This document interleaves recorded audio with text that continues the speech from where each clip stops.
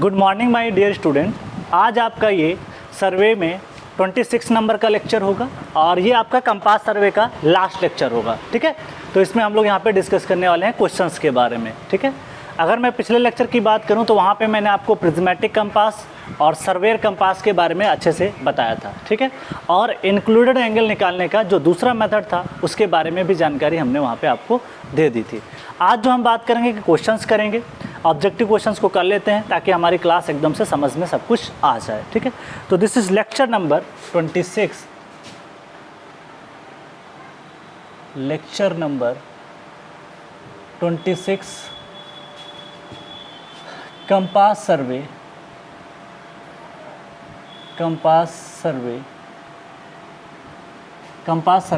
Part, जो भी part हो, शायद मुझे लग रहा है पार्ट 6, पार्ट 7, पार्ट 8 हो जाएगा। Part 8 objective question.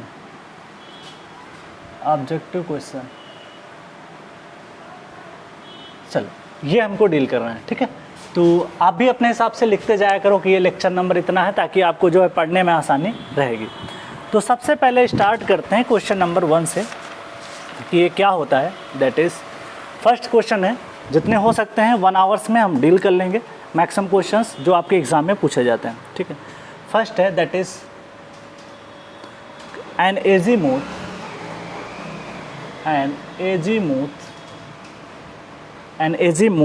Is a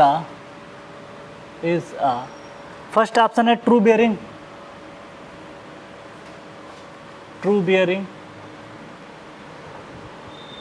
second option है मैग्नेटिक बियरिंग।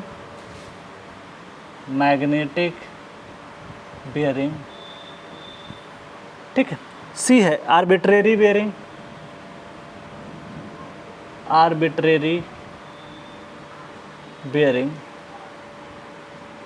और डी है that is none of the above. पहले एक बार मैं सारे क्वेश्चन मेंशन कर लेता हूँ, नन ऑफ द अबव। उसके बाद में हम लोग जो है ना बात कर लेंगे नेक्स्ट टॉपिक की। नेक्स्ट क्वेश्चन है the magnetic bearing of line. Question number 2 है, ये आपका SSC JEE 2005 में पूछा गया था। ये भी क्वेश्चन SSC JEE 2005 में, ज़्यादातर हम लोग SSC JEE के ही डील कर रहे हैं। The magnetic bearing of line, magnetic bearing of a line AB 130 degree is 132 degree 45 minute। ठीक है, फुल स्टॉप। इफ द, ऐसे क्वेश्चन कई बार आएंगे आपको एग्जाम में। If the magnetic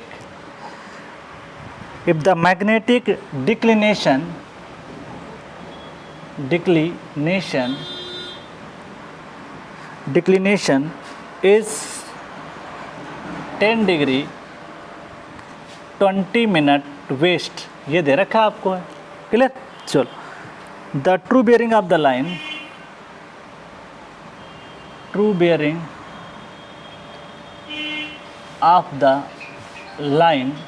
the true bearing of the line is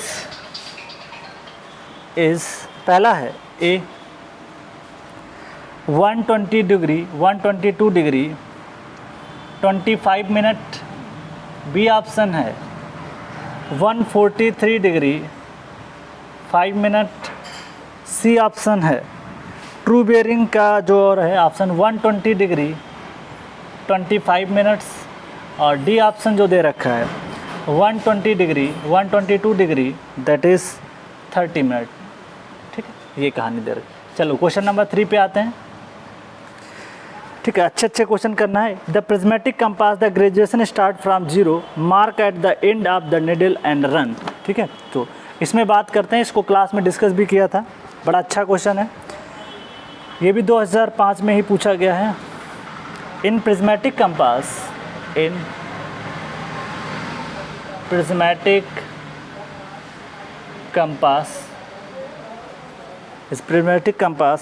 the graduations starts from 0 from 0 marked 0 marked at the बीच में fill in the blanks है, end of the needle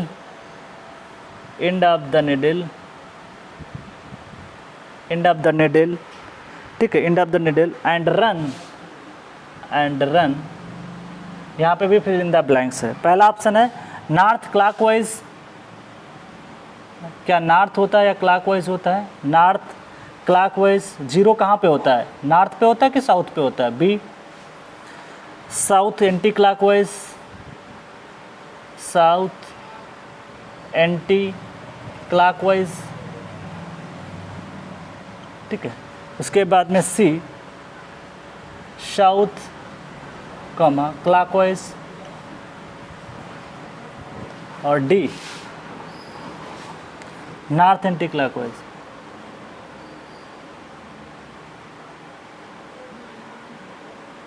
anti clockwise clear है? चलो आगे बढ़ते हैं। Next question एक और है, उसको देखते हैं। ये क्या कह रहा है? दैट इज कह रहा है कि 4th नंबर का क्वेश्चन है, दैट इज 4th नंबर। ये भी 2005 का ही क्वेश्चन है। ये कह रहा है if a whole circle bearing of any line, if a whole circle bearing of, short में लिख रहा हूँ any line is W1, capital W1, that of the preceding line is W2, that of the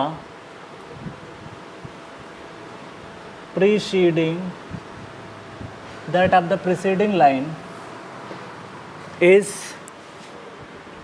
W2, ठीक है। and small d is the deflection angle,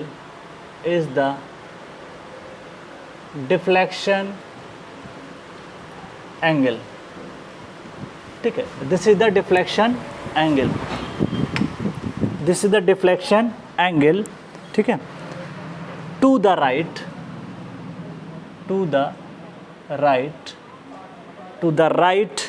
then choose the correct expression, then choose the correct expression,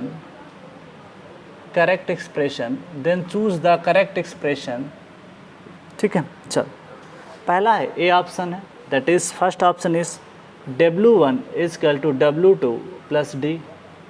B option है that is W1 is equal to W2 minus D, और C option है W1 is equal to W2 plus 2D, और D option है W1 is equal to W2 minus 2D, ठीक है। चल आगे बात करते हैं, क्लियर। चल नेक्स्ट क्वेश्चन है, दैट इज मूव करते हैं। In surveying compass the bearing observes are, 5th question है जो कि 2009 का प्रॉब्लम है। ये कह रहा है इन सर्वेइंग कंपास, सर्वे कंपास की बात करना चाहता है, सर्वेयर कंपास। इन सर्वेयर, ठीक है, in surveyor compass the bearings observed, the bearing objects are in पहला ऑप्शन है whole circle bearing,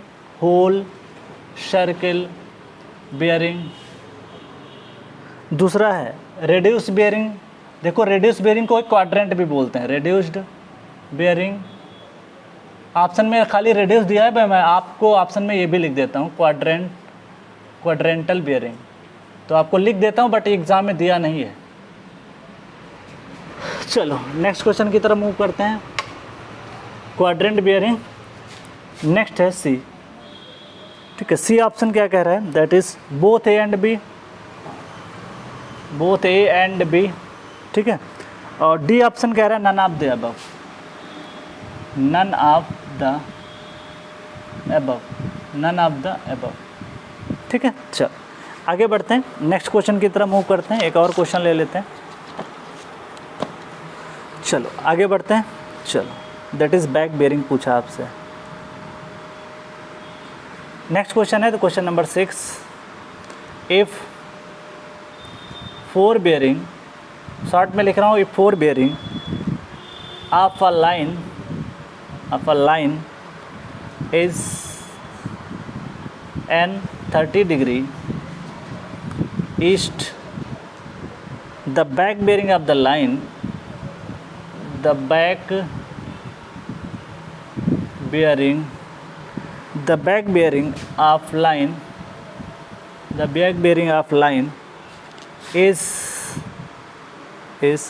A option है north 30 degree west, B option है north 30 degree east, C option है south 30 degree that is west, और D S 30 degree east.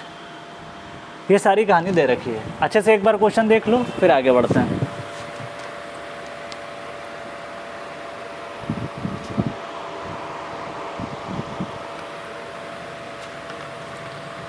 Clear है ना सारी चीज़ें?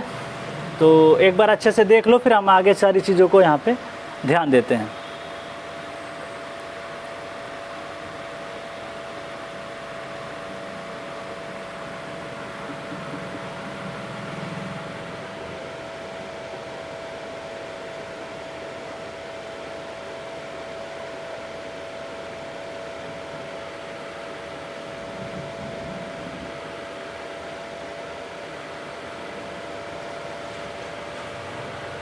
नोट डाउन कर लो अच्छे से फिर आगे बढ़ते हैं जल्दी से।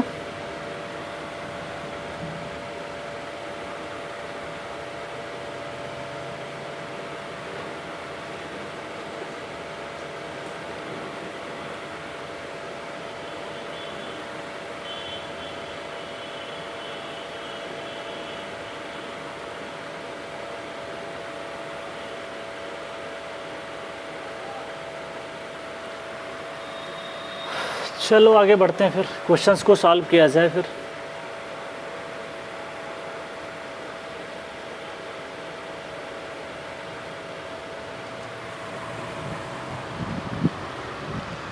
क्लियर है? चलो आगे बढ़ते हैं, क्वेश्चन नंबर आते हैं, that is first, an azimuth is the true bearing, magnetic bearing, arbitrary bearing या नन ऑफ द अबव। देखिए जो एजीमुथ मैंने आपको बताया था क्लास में, जो एजीमुथ होता है ये आपका पहली बात तो होल सर्किल बेयरिंग में आता है, और जो भी हम बात करते हैं एजीमुथ की है ये आपका ट्रू बेयरिंग या जो ट्रू नॉर्थ या जोग्राफिकल नॉर्थ के रिस्पेक्ट में जो भी बात निकल के आती है उसे हम लोग बोलते हैं azimuth.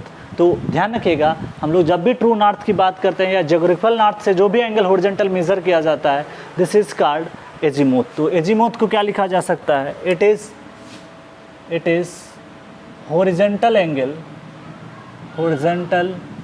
angle with respect to, short में लिख रहा हूँ, with respect to true north या और geographical नॉर्थ। तो ये बातें आपको ध्यान रखनी, तो इसका आंसर हो जाएगा दैट इज ट्रू बियरिंग। तो जो ट्रू नॉर्थ से चीज़ें निकलेंगी this is called true north. Next question की तरफ मूव करते हैं। The magnetic bearing of a line is A B. एक लाइन है जिसका मैग्नेटिक बेयरिंग आपका 132 डिग्री 45 मिनट है, magnetic declination 10 degree 20 minute west है। ध्यान रखिएगा यहाँ पे क्या है? वेस्ट है। द ट्रू बेयरिंग, अब वेस्ट है तो आपको घटाना है, तो कोई भी एंगल देखो, बहुत जल्दी क्वेश्चन निकाल सकते हो, सिंपल है। आप ये बताओ कि जो भी हमारा एंगल आएगा वेस्ट है तो घटाना पड़ेगा, अगर घटाना पड़ेगा तो आपका एंगल जो भी आएगा 132 से कम आएगा, तो 132 से कम जो भी ऑप्शन है वो एक है, ये है, तो ये तो हो ही नहीं सकता, इसको हटा दो। अब जो भी दिमाग लगाना है इसको सब्ट्रैक्ट करना पड़ेगा। 132 में से 10 गया तो कितना बचेगा? 132 में से 10 गया तो 122 बचेगा, और 45 मिनट में से 20 मिनट गया तो 25 मिनट बचेगा। तो इस तरीके से अगर आप 122 डिग्री 25 मिनट लगा दोगे तो करेक्ट आंसर हो जाएगा। या तो डायग्राम से भी कर सकते हैं या चाहो तो फार्मूला लगा दो।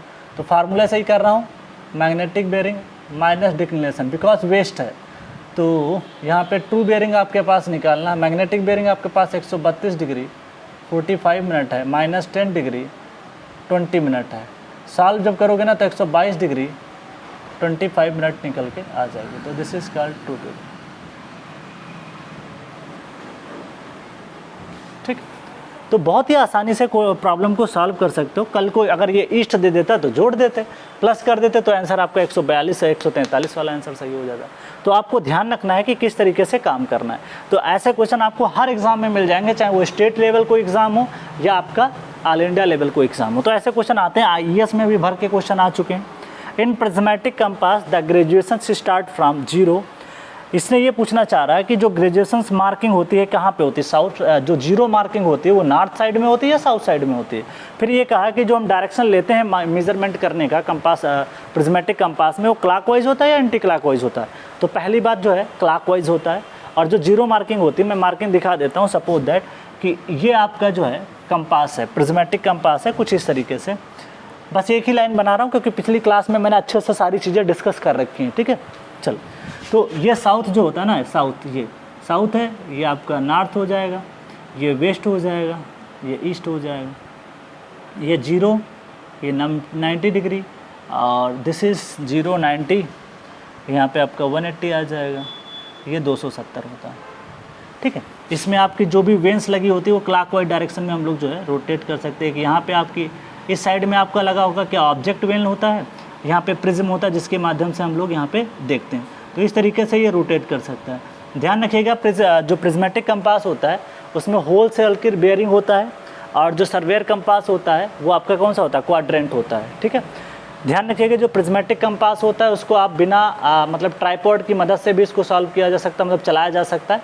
बट सर्वेयर कंपास में आपको लगाना पड़ेगा ट्राइपॉड। ठीक है, दूसरी बात, जो प्रिज्मेटिक कंपास होता है उसका लिस्ट काउंट 15 मिनट होता है। कितना होता है, 15 मिनट। मैं क्लास में डिस्कस भी किया था। तो 15 मिनट इसका लिस्ट काउंट होता है। लिख लो, list count of this survey that is 15 minute. ये आपको ऑब्जेक्टिव कहीं ना कहीं मिल जाएगा। ठीक है, list count of this prismatic compass, किसका, प्रिज्मेटिक लिखा है, फिर भी लिख लो, प्रिज्मेटिक कंपास। प्रिज्मेटिक कंपास का लिस्ट काउंट कितना होता है, ये। और दूसरी बात है, जो प्रिज्मेटिक कंपास होता है ना, इसमें जो इसकी निडल होती है ना, पहले से उसके साथ फिक्स होती है। जो नीचे का आपका ग्रेजुएशंस होते हैं, जो आपके खांचे बने होते हैं, जो रीडिंग्स बनी होती है, उसके साथ चिपटी होती है। ठीक, बट सर्वेयर कंपास में ये निडल ऐसे ऐसे मूव करती रहती है। ठीक है, आप निडल कहीं और डायरेक्शन में मूव कर सकते हो, और जो भी आपकी रीडिंग्स लिखी हुई हैं वो अलग डायरेक्शन में जा सकते हैं। क्लियर। और यहाँ पे प्रिज्म होता है जिसकी मदद से हम लोग यहाँ पे करते हैं। ठीक है, प्रिज्म होता है, प्रिज्म से मिरर भी इधर लगा सा होता है। तो इस तरीके से हम लोग करते हैं। चलो, तो इसमें आपकी रीडिंग और साइटिंग दोनों एक साथ होती है, बट सर्वेयर में ऐसा नहीं होता। पहले आपको साइट करते हो, बाद में रीडिंग लेते हो। नेक्स्ट क्वेश्चन की तरफ मूव करते हैं। तो इसका आंसर देखो, जीरो कहाँ पे है, साउथ में है, और डायरेक्शन जो होता है ना इसका मूवमेंट का इधर होता है। क्योंकि देखिए, हम जीरो नीचे क्यों मार्क करते हैं, इसका कारण समझो। जीरो मार्क करने का एक रीज़न ये है कि आप रीडिंग देखते किधर से हो, आप रीडिंग इधर से ही तो देखते हो, तो इसलिए अपनी तरफ ही हम लोग जीरो मान के चलते हैं। अपोजिट मानोगे तो आपको रीडिंग पढ़ने में दिक्कत होगी, इसलिए हम अपनी सुविधा के अकॉर्डिंग जीरो कहाँ मार्क करते हैं, नीचे, क्योंकि हम इधर से देख रहे होते हैं। सपोज दैट ये सर्कुलर है, हम इधर से आगे की तरफ ऑब्जेक्ट को साइड कर रहे हैं, तो हम चाहेंगे कि हमारी तरफ जीरो, क्योंकि हमको अगर इधर एंटी आ जाए या क्लॉकवाइज जाए उससे कोई फर्क नहीं पड़ता। तो हमारे जीरो से रीडिंग किधर जा रही है वो हमको पढ़ने में आसानी रहेगी। इसलिए प्रिज्मेटिक कंपास में साउथ की तरफ कितना रखा जाता है, जीरो रखा जाता है। और फिर चाहे आप जिधर भी मूवमेंट करो। ठीक, तो एंगल मान लिया आपका मेजरमेंट करना है तो आप देख लोगे। सपोज दैट ये लाइन आपका एंगल 30 डिग्री बनाई, तो आप यहाँ से देखना शुरू करोगे, जीरो यहाँ तक 180, फिर 30 डिग्री, तो 210 डिग्री आपका आंसर निकल के आ जाएगा। तो ऐसे हम लोग करते हैं। दूसरी बात, इसका जो घूमने का डायरेक्शन होता है वो क्लॉकवाइज रखा जाता है। ठीक है, तो क्लॉकवाइज इसको हम लोग रोटेट कर लेते हैं, इस तरीके से इसका डायरेक्शन होता है। तो इसका आंसर लगा देना क्या, साउथ और क्लॉकवाइज। तो ये करेक्ट आंसर सी हो जाएगा।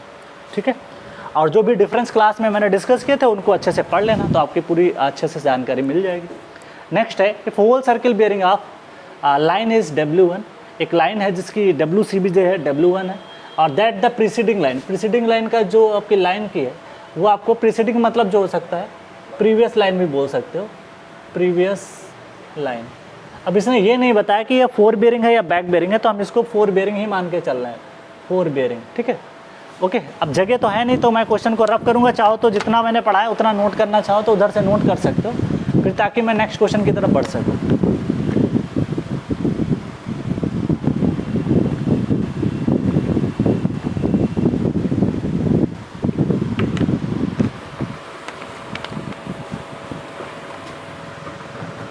मैं इधर का रफ कर रहा हूँ, मेरे को क्वेश्चन बताने पड़ेंगे ना, इस वजह से इधर साइड का रफ कर देता हूँ।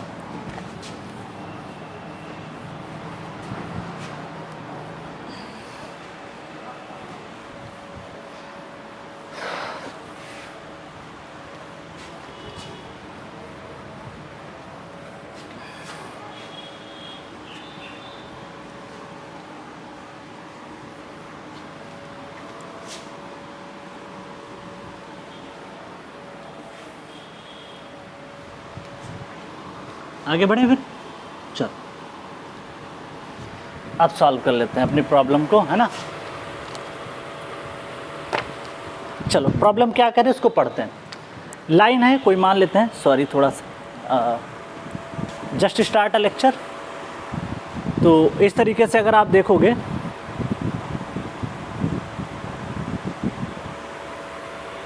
देखो भाई यहाँ पे जो प्रॉब्लम बोला गया उसको हिसाब से, अब इसने कुछ बताया नहीं, आप 4 बेरिंग मान के चलिएगा। चल तो अगर हम बात करें, सपोज दैट कोई लाइन है, कुछ भी मान सकते हो, स्टेशन ए है और एक स्टेशन आपने बी मान लिया इस तरीके से, इस तरीके, फिर आगे एक स्टेशन सी मान लिया। तो इनकी रीडिंग्स के बारे में उसने बता रखा है, ठीक। दोनों तरीके भी हो सकते हैं, कुछ भी आपको, जैसे आप इसकी बैक बेरिंग भी लिख सकते हो, ऐसा भी नहीं कि लिख नहीं सकते, उससे भी आंसर निकल जाएगा। लेकिन इससे सबसे अच्छा ये है कि आपको क्या क्या दिया वो पढ़ो। WCB of any line is W1। तो दिस इज़ ये लाइन है, दिस इज़ बी स्टेशन है, दिस इज़ W1, ठीक। उसके बाद में प्रीसीडिंग लाइन की जो है वो W2 है। तो W2 जो है उस प्रीसीडिंग लाइन की रीडिंग्स है, तो ये आपका जो हो जाएगा इसकी 4 बेरिंग, जो पीछे वाली लाइन है दैट इज़ AB लाइन की, वो आपकी 4 बेरिंग है। अब इसने ये बताया नहीं है कि ये कौन सी बैक बेरिंग है, कौन सी 4 बेरिंग है, हम 4 बेरिंग मान के चल रहे हैं। चलो ये स्टेशन सी हो गया। और आपसे ये पूछा है कि इसका डिफ्लेक्शन क्या निकल के आएगा। Small D is the deflection angle to the right, किधर साइड में, राइट साइड में। तो ये इसको आगे फर्दर बढ़ाओ, तो इसको आगे बढ़ाओ, तो ये जो कहलाएगा this is called deflection, deflection delta, ठीक है। तो डिफ्लेक्शन डेल्टा क्या मेरा को दिया हुआ है डी। अगर देखो ये अगर W2 है तो ये भी W2 नहीं हो जाएगा, W2। अगर पूरा एंगल W1 है, अगर W2 सब्ट्रैक्ट कर देते हैं तो ये बचा एंगल नहीं पता चल जाएगा। तो स्मॉल d इक्वल टू लिख सकते हैं W1 - 2, ठीक। अच्छा अब आपसे जो भी रिलेशन दिया हुआ है उसका तरीका देखो, W1 इक्वल टू समथिंग करके दिया हुआ है, तो मेरे को यहाँ पे लिखना पड़ेगा W1 equal to W2 + D लिखना पड़ेगा। देखिए जो ऑप्शन आपके 2D और 2D वाले हैं वो तो हटा ही दो, तो वो ऑप्शन तो बिल्कुल हो ही नहीं सकते, तो ये ऑप्शन तो हटा दो, इनका कोई मतलब नहीं है। जो भी आंसर सोचना है ए और बी में सोचना है, प्लस रहेगा या माइनस डायग्राम बनाओ उससे भी कर सकते हो, ठीक है। तो इस तरीके से प्रॉब्लम को टैकल कर सकते हो। The surveyor compass the bearing object, आपको अभी बताया था कि जो सर्वेयर कंपास होता है इसको रेडियस बेयरिंग या क्वाड्रेंटल बेयरिंग में हम लोग मेजर करते हैं। मतलब वहाँ पे 0 से 90, 90 से ऐसे मेंशन होता है, तो उसमें जो भी रीडिंग रहती है एक साइड में 0 से 90 रहता है, दूसरे साइड भी 0 से 90 ही रहता है। तो इसका आंसर हो जाएगा दैट इज़ ये रेडियस बेयरिंग, इसका करेक्ट आंसर निकल के आ जाएगा। फिर कहा है कि एक नेक्स्ट क्वेश्चन है 5 नंबर, तो क्वेश्चन हमने सॉल्व कर लिए, तो इसका आंसर मैं पहले लगा देता हूँ, that is W1 equal to this the A is the correct answer. Question number 6 पे आ जाओ। 4 बेयरिंग ऑफ लाइन इज इतने डिग्री, तो दिस इज 6 नंबर क्वेश्चन का सोल्यूशन मैं बता रहा हूँ। जब 4 बेयरिंग ऑफ लाइन इज इतना नॉर्थ है 30 डिग्री है, तो इसको हम लोग जो है ये लाइन है कोई, सपोज दैट ये लाइन है, ठीक। और इसका एंगल आपका 30 डिग्री नॉर्थ साउथ दे रखा है, this is north, this is east, तो ये आपको 30 डिग्री नॉर्थ बता रखा है, तो ये आपकी हो गई एंगल। तो इसका मतलब इस क्वाड्रेंट में। और आपसे पूछा क्या है, the back bearing of line, तो पहला एक काम ये भी कर सकते हो, बैक बेयरिंग बताना है, ठीक है। तो 2 तरीके मैंने बताया था कि जैसे आपको आंसर देखना पड़ेगा, आंसर आपका भी जो भी दिया हुआ है वो क्वाड्रेंट में ही दिया गया है। अगर आंसर क्वाड्रेंट में दिया गया तो इसका एक तरीका शॉर्ट ट्रिक बताया था कि अगर आपको 4 बेयरिंग दी हुई है, 4 बेयरिंग इज़ 30 डिग्री, कितना दिया है, नॉर्थ 30 डिग्री, ईस्ट दिया हुआ, तो इसका जो मैग्नीट्यूड है उसको सेम लिख दो, नॉर्थ को साउथ में बदल दो और जो ईस्ट को है उसको वेस्ट में बदल दो, ये सेम रहेगा, ये दिस इज सेम, जो मैग्नीट्यूड है वो सेम रहेगा, जो बदलेगा ईस्ट से वेस्ट, नॉर्थ से साउथ। आंसर देख लो जो भी वो ऑप्शन हो। देखिए नॉर्थ वाला आंसर हो नहीं सकता, नॉर्थ वाला हो नहीं सकता, साउथ वाला आंसर हो जाएगा, तो ईस्ट का वेस्ट हो जाएगा, सी इज़ द करेक्ट आंसर। तो ये बहुत आसान ही तरीके से लगा सकते हो, या बड़े मेथड से करना चाहते थे तो 30 डिग्री आपका देखिए 4 बेयरिंग जो है ना वो 30 डिग्री क्या है, नॉर्थ है, अब नॉर्थ ईस्ट में अगर रहता है, नॉर्थ और ईस्ट वाले में, तो आपका जो आपकी क्वाड्रेंट में रहता है वही होल सर्किल होता है, तो इसका होल सर्किल भी 30 डिग्री आएगा। और बैक बेयरिंग का फार्मूला क्या होता है, 4 बेयरिंग प्लस जो भी आपका एंगल है that is 4 bearing plus 180 degree, तो ये आ जाएगा 30 प्लस 180 डिग्री, ये अदर मेथड है, तो 210 डिग्री आ जाएगा। बट आपको आंसर तो किस में रखने हैं, सबको क्वाड्रेंट में रखना है, तो आपकी लाइन जो इधर साइड में आ जाएगी, इस साइड में, ये आपका निकल के आ जाएगा यहाँ से एंगल 210 डिग्री। बट आपको बताना किसके टर्म में है, क्वाड्रेंट में, तो आपको ये एंगल बताना पड़ेगा, ये वाला, ठीक है। तो 280, तो यहाँ पे क्या करोगे, ये हो जाएगा डायरेक्शन वेस्ट, ये हो जाएगा ईस्ट, ये हो जाएगा साउथ। अब आपको जो भी एंगल बताना है ये इधर से बताओगे, तो जो भी एंगल आपका निकल के आएगा वो इस डायरेक्शन में जाएगा यहाँ से। तो आपका एंगल टोटल 210 है, उसमें से 180 सब्ट्रैक्ट कर दोगे तो ये बचा एंगल नहीं बता पाओगे, कितना आएगा, 210 माइनस कर दोगे 180, तो बचाएगा 30 डिग्री, ठीक है। अब 30 डिग्री क्या लिखोगे, साउथ से ईस्ट वेस्ट की तरफ जा रहे हो ना, तो साउथ 30 डिग्री वेस्ट, ये आंसर हो जाएगा। तो चाहे इससे कर लो, ये सबसे आसान है, नॉर्थ को साउथ, ईस्ट को वेस्ट। तो ध्यान रखिएगा जब भी कभी 4 बेयरिंग से आपको बैक बेयरिंग निकालना हो और क्वाड्रेंट में हो, तो आप उसको जल्दी से करने की कोशिश करो, डायरेक्टली प्रॉब्लम को सॉल्व किया जा सके। अब आप इसको पहले नोट डाउन कर लें, फिर आगे बढ़ते हैं, है ना।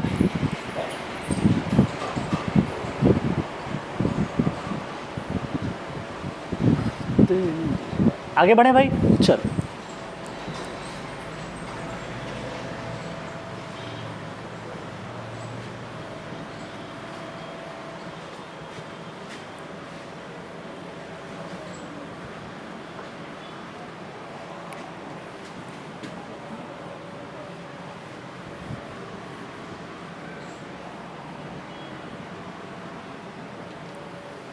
आगे बढ़ते हैं ना, चलो।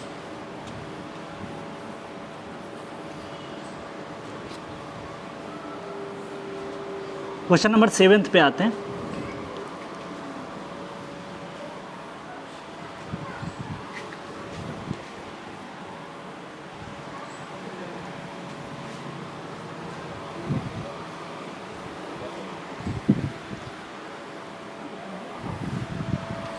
चलो नेक्स्ट क्वेश्चन की तरफ मूव करते हैं हम लोग, क्वेश्चन नंबर 7 की तरफ। 2011 में पूछ रखा है क्वेश्चन, जैसे एक क्वेश्चन पूछा था, अच्छा क्वेश्चन है, मैंने क्लास में भी करा रखा है, ठीक है, पहले से ही डिस्कस हो चुका था।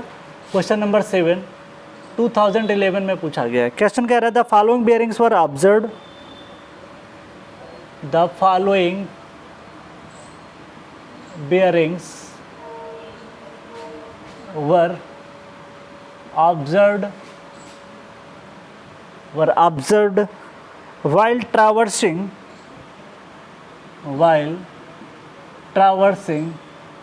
जब ट्रैवर्सिंग कर रहे हैं, traversing with a compass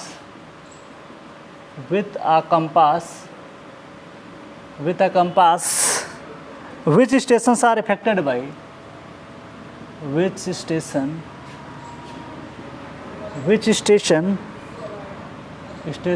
are affected by local attraction। ये 2011 का प्रॉब्लम है, ठीक है। चलो पहला है लाइन है, दैट इज लाइन है, 4 बेयरिंग है, दैट इज बैक बेयरिंग है ना। चल उसके बाद में जो लाइन ए बी है उसकी सारी कहानी दे रखी है, 104 डिग्री 30 मिनट उसकी 4 बेयरिंग है, और 284 डिग्री 30 मिनट उसकी बैक बेयरिंग है। लाइन बी सी ले लो, सी डी ले लो और डी ए लाइन ले लो, ये सारी कहानी है। बी सी का 48 डिग्री आपका 4 बेयरिंग है, 48 डिग्री 15 मिनट। उसके बाद में आपको क्या बताया, 226 degree 0 minute, 226 degree 0 minute, 290 degree C D line का 4 बेयरिंग है इतना। उसके बाद में ये 115 डिग्री 15 मिनट। उसके बाद में आपको 180 डिग्री 15 मिनट, 115 और ये आपको दे रखा 357 डिग्री 15 मिनट, ठीक। चलो इस क्वेश्चन को यहीं पे सॉल्व कर लेते हैं, बेटर रहेगा। फिर पूछा है, ऑप्शन भी दे रखे हैं A and D station, B option है C and D, C option है, बी एंड सी, और डी ऑप्शन है ए एंड बी। ठीक है, आपसे ये पूछा है कि कौन सा स्टेशन यहाँ पे लोकल अट्रैक्शन से इफेक्टेड है, तो कुछ करना थोड़ी ना है, आपको डिफरेंस निकालना है। जैसे इसका डिफरेंस आपको चाहिए, सपोज दैट इसका डिफरेंस चाहिए, तो मैं यहाँ पे लिख देता हूँ that is back bearing minus four bearing का डिफरेंस चाहिए। ठीक है, चलो इसका डिफरेंस करोगे तो 180 आ जाएगा। ये देखिए 48 है 226 है, ये नहीं आएगा, does not equal to 180 degree. ठीक है, 290 है 115 है, और ये भी अगर आप सॉल्व करोगे तो 290 में से 115 अगर सब्ट्रैक्ट करते हैं तब भी नहीं निकल के आएगा, तो does not equal to 180 degree, है ना। चलो, तो इस तरीके से आप ध्यान रखिएगा। और ए ऑलरेडी आपका जो स्टेशन है, ए स्टेशन मुक्त है, तो ये फ्री फ्रॉम लोकल अट्रैक्शन है, फ्री फ्रॉम लोकल अट्रैक्शन। इसमें लोकल अट्रैक्शन है, इसमें लोकल अट्रैक्शन है। ठीक है, इसमें ध्यान रखिएगा, इसमें जो ए रीडिंग है, ए के माध्यम से अगर आप देखोगे तो ए से जो भी रीडिंग निकाल रहे हो वो आपकी ट्रू रहेगी, क्योंकि जो स्टेशन ए और बी है वो फ्री फ्रॉम लोकल अट्रैक्शन है। Station A and B free from local attraction है, तो बच्चे कौन से, जो इसमें ये पूछा क्या, पढ़ लो अच्छे से कि कौन सी रीडिंग्स है जो इफेक्टेड बाय लोकल अट्रैक्शन है, तो आप यही बता सकते हो, देख सकते हो आराम से, सी और डी हो जाएंगे जो कि आपके लोकल अट्रैक्शन से हैं। तो इसका करेक्ट आंसर हो जाएगा B is the correct answer. तो ऐसे क्वेश्चन नहीं कर पाओगे, बहुत आसानी से कर सकते हो। ठीक है, चलो नेक्स्ट क्वेश्चन की तरफ मूव करते हैं। एक क्वेश्चन पूछा है, मैं कराऊंगा नहीं क्योंकि आप खुद ही कर ले जाओगे, खुद ही जवाब दे दोगे। एक क्वेश्चन तो हो ही चुका है, तो नेक्स्ट क्वेश्चन की तरफ मूव करते हैं। दैट इज़, इसने एक पूछा है, एक और क्वेश्चन पूछा है, इसको देखते हैं।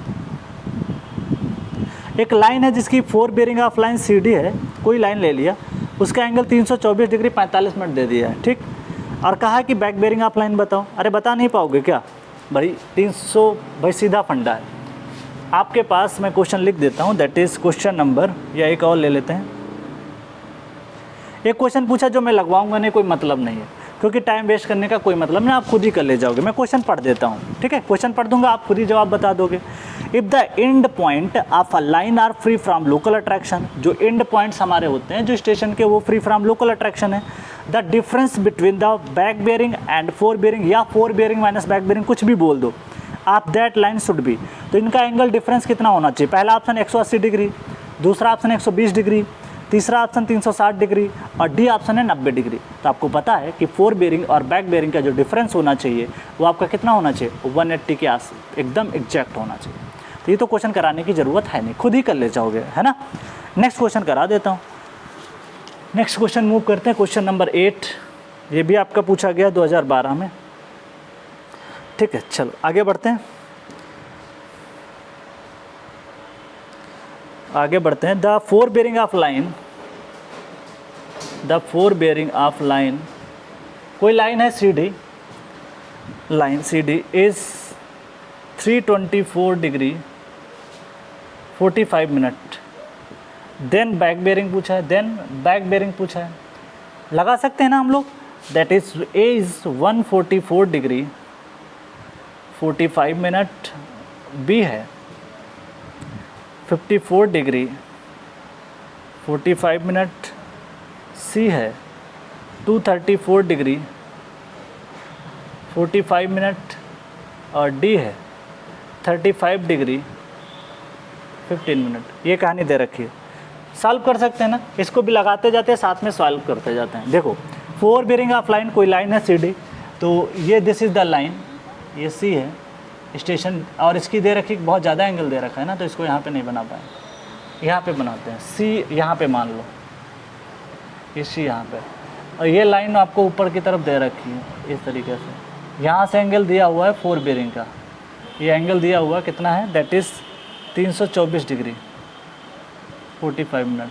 ठीक है, सी से आप किसी स्टेशन पे डी की तरफ जा रहे हो, ये है डी स्टेशन। ठीक है, तो सी की जो है बैक बेयरिंग आपको बता दिया है, बड़ा आसानी से लगा सकते हैं हम लोग। देखो एक तो डायग्राम से भी बताया जा सकता है, देखो ये 324-45 मिनट है, ये एंगल फिर बता दोगे, ये पता चल जाएगा तो ये पता चल जाएगा। तो इस लाइन की बैक बेयरिंग नहीं बता पाओगे, बिल्कुल बता दोगे। तो बिना डायग्राम से भी हम लोग सॉल्व करके बता सकते हैं। देखो ये कितना 324 है, तो एक काम करो 360 में से सब्ट्रैक्ट कर दो 324.5 45 मिनट। तो ये जब सब्ट्रैक्ट करोगे तो 24 और कितना होता है, दैट इज़ 24, 36 अगर जोड़ देते हैं तो 35 डिग्री 15 मिनट निकल के आएगा। ये आपका सब्ट्रैक्शन आ जाए, तो ये एंगल 35 डिग्री 15 मिनट हो जाएगा। अगर ये 35 है तो ये एंगल भी कितना निकल के आएगा, ये एंगल भी सेम हो जाएगा, इसके बराबर हो जाएगा। ठीक है, तो ये भी 35 डिग्री 15 मिनट निकल के आ जाए। ज्योमेट्री से कर रहा हूँ इस क्वेश्चन को, आसानी से लग जाएगा। ठीक है, चलो ये निकल गया। अब आपको बताना क्या है, ये एंगल बताना है लाइन का। ठीक है, तो जो बैक बेयरिंग है वो यहाँ तक आएगी, इसकी इस लाइन की जो है बैक बेयरिंग आपको पता करनी है। ठीक है, चलो तो इस लाइन की अगर आपको बैक बेयरिंग बतानी है तो बैक बेयरिंग हम लोग डिस्कस कर लेते हैं। ठीक है, चलो तो बैक बेयरिंग आपकी ये निकल के आ जाएगी। ठीक है, तो ये कितना निकल के आएगा, देखो ये एंगल आपको पता है यहाँ से 90 है, 90, और ये आपको एंगल बताना है यहाँ पे। तो एक काम करते हैं, ये 90 हो जाएगा, ये टोटल कितना हो जाएगा ऐसे बता लो सिंपली। ये कितना है 35 डिग्री 15 मिनट है, टोटल लाइन 180 होगी, तो इसका एंगल नहीं निकाल सकते हो। ये एंगल जो बचा होगा remaining 180 degree minus 15 degree 15 minute, जो भी आंसर है। इसका आंसर मुझे लग रहा है 144.45 मिनट आएगा, ऐसे ही करके आएगा। तो ये answer is the correct answer. अब बाकी फार्मूला लिखना चाहो तो भैया लिखो। बैक बेयरिंग क्या दिया, back bearing is equal to 4 bearing plus 180, एक फार्मूला होता है। दूसरे दो तरीके बता रहा हूँ जो बेटर लगे।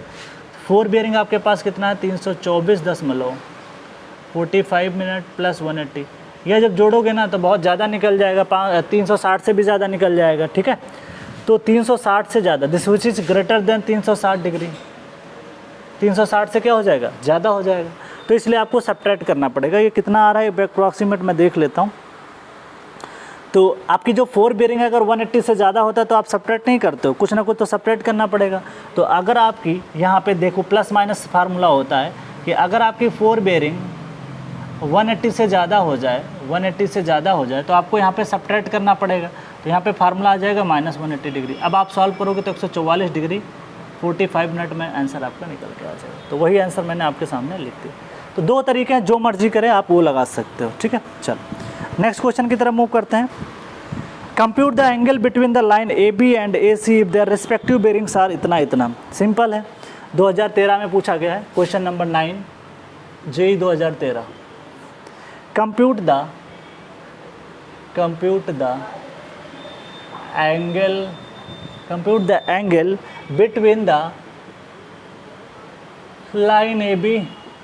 Between the line A B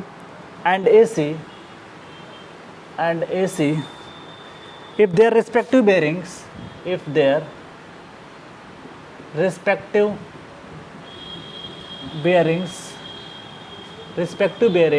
कितना दे रखे हैं 52 डिग्री 30 मिनट, 52 डिग्री 30 मिनट ये कहानी बता रखी है, and 328 degree that is 45 minutes. ये कहानी आपको देखना है यहाँ पे। ठीक है, चलो तो आपसे पूछा क्या है, ऑप्शन मैं दे देता हूँ आपको। ऑप्शन है दैट इज़ फर्स्ट ऑप्शन है 270 डिग्री 15 मिनट। ठीक है, उसके बाद में बी ऑप्शन है 6 डिग्री 15 मिनट। सी ऑप्शन आपको दे रखा है 111.15 मिनट, और डी ऑप्शन आपको दे रखा है दैट इज़ 83 डिग्री 45 मिनट। ये कहानी आपको बता दी है, क्लियर है ना। चल तो इस तरीके से आप हम लोग यहाँ पे सारी चीज़ें डील करते हैं। ओके, तो इसका नेक्स्ट क्वेश्चन भी लिख देता हूँ, एक बार इसको मेंशन कर देता हूँ। इसके बारे में आपको बहुत सारी जानकारी इसने दे रखी है। इसने क्या क्या दे रखा है, 4 बेयरिंग बैक बेयरिंग सब इसने बताया नहीं है कौन सी बेयरिंग है क्या नहीं है।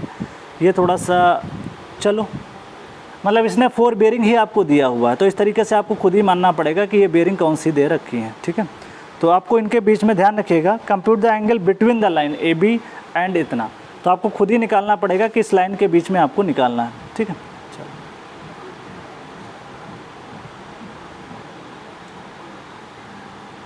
आगे बढ़ते हैं। तो इस चीज़ को एक और क्वेश्चन लिख देता हूँ साथ ही में, यहीं पे लग जाएगा।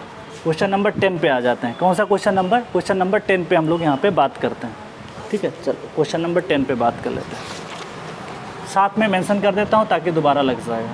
क्वेश्चन नंबर 10 है ये भी 2000 आपका 13 में ही पूछा गया है। The whole circle bearing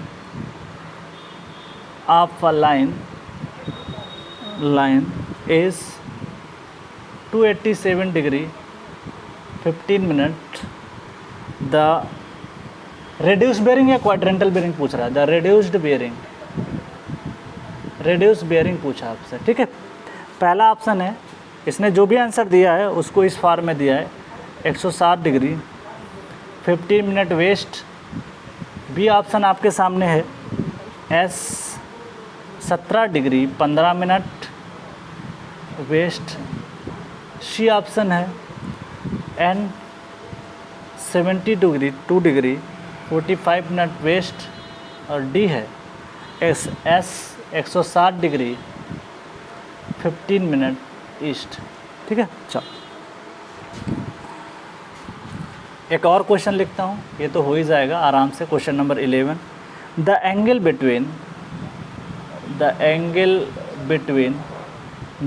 between true meridian, short में लिख रहा हूँ ट्रू मेरिडियन, या चलो लिख ही देता हूँ, कोई दिक्कत नहीं, इतना शॉर्ट लिखूँगा बाद में भूल जाओगे।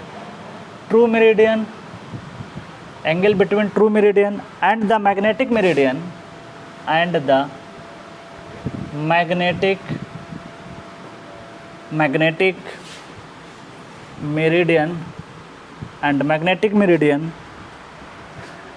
time of observation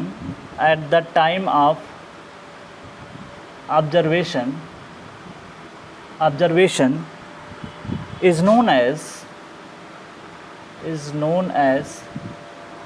as orientation.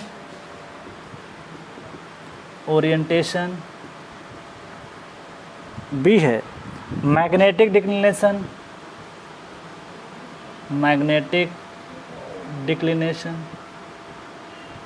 ठीक। सी है मैग्नेटिक बेयरिंग,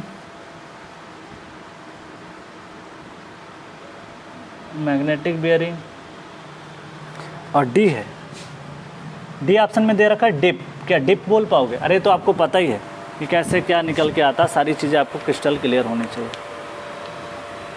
चलो आ जाते हैं भाई क्वेश्चन पे। यहाँ तक तो सॉल्व है ना, यहाँ आ जाओ क्वेश्चन। या सबसे पहले इसको सॉल्व कर लेते हैं, ये तो पता है। The angle between true meridian and the magnetic meridian at the time of observation declination कहलाता। तो आपको तो डायग्राम में भी पता है। देखो ये आपका ट्रू मेरिडियन हो गया, मैग्नेटिक मेरिडियन कहीं इस एंगल पे है, दैट इज़ मैग्नेटिक नॉर्थ। ये जो एंगल निकल के आता है डिक्लिनेशन कहलाता था। तो ट्रू मेरिडियन और मैग्नेटिक मेरिडियन का जो डिफरेंस होता है, तो दिस इज़ कॉल्ड आपका डिक्लिनेशन। तो मैग्नेटिक डिक्लिनेशन आंसर आपका निकल के आ जाता। तो 11 नंबर क्वेश्चन हो गया। मैं बता रहा हूँ क्लास को अगर आपने अच्छे से सुना होगा, अच्छे से लिखा होगा, अच्छे से पढ़ा होगा, कंसंट्रेट होके, तो मैं गारंटी देता हूँ आप सारे क्वेश्चन कर ले जाओगे, खुद ही कर ले जाओगे, ठीक है। मेरे की तो ज़रूरत ही नहीं पढ़ने वाली है, और आपका एग्ज़ाम में क्वेश्चन बनना ही चाहिए। नेक्स्ट आ जाओ, compute the angle between the line A B and B C. चलो एक लाइन खींचते हैं, दैट इज़, ये मान के चलिएगा आपको कुछ भी नहीं बताया तो आप 4 बेयरिंग मान के ही चलना हर जगह, ठीक है। अगर वो कह दे तो अच्छी बात है। एक लाइन ये नॉर्थ हो गया, ये साउथ हो गया, ये ईस्ट हो गया, ये वेस्ट हो गया। आप ये बताओ 52 डिग्री कहाँ आएगा? कहीं यहाँ पे आएगा? चलो तो ये 52 डिग्री यहाँ पे आ गया। तो ये 52 डिग्री मैंने यहाँ पे मार्क कर दिया, 52 डिग्री और 30 मिनट ये मार्किंग कर दी। ये क्लियर है आपको? फिर आपने कहा कि अगली जो बात कर रहा है एक लाइन, ये तो ओ ए हो गई। एक लाइन और है जिसका एंगल जो है, एक line A B and A C, sorry यहाँ पे ए बी लाइन ये है, और उसी पॉइंट से ए सी, देखो ए से स्टार्ट है बी की तरफ जा रहा है, और ए से ही स्टार्टिंग सी की तरफ है, मतलब ओरिजिन पॉइंट आपका सेम है, ठीक है। तो ये कहानी दे दी। तो ये जो एंगल दिया है ये आपको बता दिया, कितना बताया? 328 डिग्री। तो 328 डिग्री 45 मिनट। बड़ा सिंपल है, प्रॉब्लम तो कर ही ले जाओगे। एंगल बिटवीन पूछा है ना आपको, ओके ये पूछा। देखो एंगल भाई साहब उसने आपसे क्या पूछा, ए से ही आप जा रहे हो सी की तरफ, ठीक। अगर उससे आपने एंगल बिटवीन पूछा है, इसका मतलब आपसे इंक्लूडेड एंगल पूछा है, ठीक। अच्छा ये बताओ आप कौन सा एंगल बताओगे? यहाँ पे आपके पास 2 तरीके हैं। यहाँ पे ऑप्शन के हिसाब से भी काम करना पड़ेगा आपको कि कौन सा एंगल यहाँ पे हम लोग लगा दें, और सारी चीज़ें निकल के आ जाएंगी। 8 कर दोगे से रिस्पेक्टिव बेयरिंग्स इतना। Compute the angle between, included नहीं पूछा है, एंगल बिटवीन पूछा है। दोनों में अंतर रहता है। तो दोनों के बीच का जो एंगल निकल के आया जाएगा वो ये एंगल निकल के आ जाएगा, दिस इज़ द एंगल। तो इसको देखते हैं कितना निकल के आएगा। तो ये हो गया आपका टोटल कितना निकल के आएगा। देखो अगर मैं सब्ट्रैक्ट करके देखूँ 328 डिग्री 45 मिनट्स है टोटल।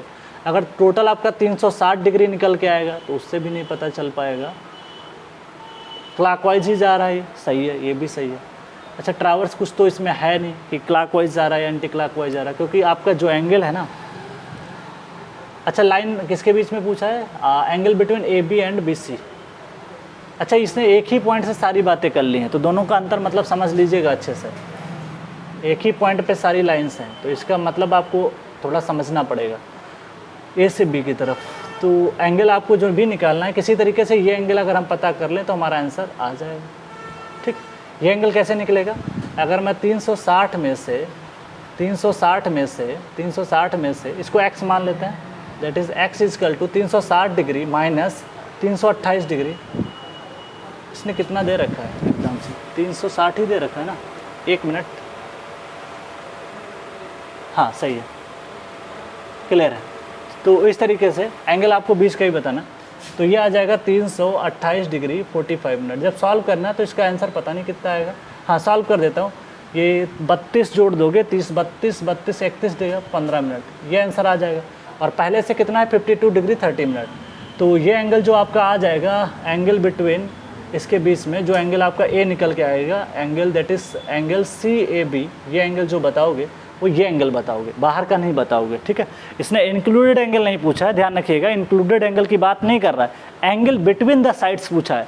तो कोई ज़रूरी नहीं कि हर बार वो इंक्लूडेड एंगल ही हो। अगर वो कहता है इंक्लूडेड एंगल है तब आपको ध्यान देना पड़ता है कि ये फोर बेयरिंग है या बैक बेयरिंग है, ऐसा कुछ बताया नहीं क्वेश्चन में। ठीक है, रिस्पेक्टिव बेयरिंग बता दिया है, तो हमें थोड़ी पता कि ये फोर बेयरिंग है कि ये बैक बेयरिंग। हो सकता है कि ये भी फोर बेयरिंग हो, ये भी फोर बेयरिंग है। तो ये दोनों फोर बेयरिंग दी हुई थी, इस वजह से यहाँ पे आप वो कॉन्सेप्ट नहीं लगा पाओगे जो पहले हम लोग लगाते थे कि क्लॉकवाइज डायरेक्शन में प्रीवियस लाइन और आगे वाली लाइन को सब्ट्रैक्ट कर दे तो हमारा एंगल पता चल जाएगा। बट यहाँ पे दोनों क्या है, फोर बेयरिंग है। चल तो ये कहानी क्लियर। तो एंगल ये हो जाएगा, देखो 52 डिग्री 30 मिनट पहले से है और x मैंने जोड़ दूंगा, तो 52 डिग्री 30 मिनट प्लस x कर देना, और x की वैल्यू आपके सामने है कितना, 31 डिग्री 15 मिनट। सॉल्व कर लो कितना आ रहा है, सॉल्व करोगे तो 89 डिग्री समथिंग करके आएगा, सॉरी 83 डिग्री 45 मिनट। तो इसका D is the correct answer. तो दोनों फोर बेयरिंग एक्चुअली में थी, तो इस वजह से हमने उसको सॉल्व नहीं किया। नेक्स्ट क्वेश्चन की तरफ मूव करते हैं। The whole circle bearing of line is इतना, द रेडियस बेयरिंग पूछा है। अरे बहुत आसान है, 287 डिग्री देखो कहाँ जाएगा, ये आपका फोर्थ क्वाड्रेंट में जाएगा, 270 से ज़्यादा है, इसका मतलब फोर्थ क्वाड्रेंट में गया, तो इसका मतलब वेस्ट और नॉर्थ में आंसर होना चाहिए। किस में होना चाहिए, वेस्ट और नॉर्थ में। तो वेस्ट और नॉर्थ की जो भी कहानी होगी, मतलब नॉर्थ से वेस्ट की तरफ आपको दिखाना पड़ेगा। चल तो या 360 में से सब्ट्रैक्ट कर दो ये वैल्यू 287 दशमलव समथिंग करके। ठीक है, तो इस तरीके से आपका जो भी आंसर आएगा उसको देख लो अपने हिसाब से। तो मैं लाइन को मेज़र करके दिखा देता हूँ यहीं पे, ये तो हो ही गया, देखो यहाँ पे दिखा रहा हूँ, ये लाइन 287 की 270 तो यहीं पे आ जाएगा, 0 90 180, ये 360 आ जाएगा, 0 भी रहेगा 360 भी रहेगा। 270 के आगे लाइन आपकी जाएगी ये एंगल आपको दे रखा है,